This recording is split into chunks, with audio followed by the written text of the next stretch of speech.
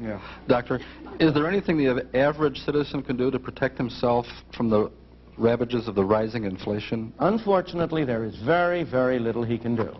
I hate to say this, and yet it's true. The most effective protection against inflation is high living.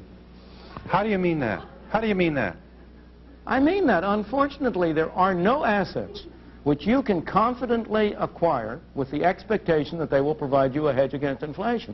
On the other hand, if you buy yourself a nice house, you buy yourself a nice suit, you buy yourself a picture to hang on the wall, you are protected against the ravages of inflation. So, in other words, convert your money into material things? Unfortunately, it's not a very desirable thing to do. Don't convert all of it. You've got to have some reserve for emergency. I'm not saying this is a good thing.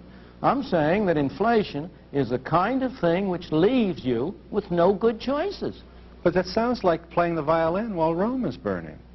Well, tell me the alternative. The question was not what the nation ought to do. Yeah. I have no difficulty in saying what our governmental policy ought to be to end inflation. That's a different question. The question is, what can I as an individual do?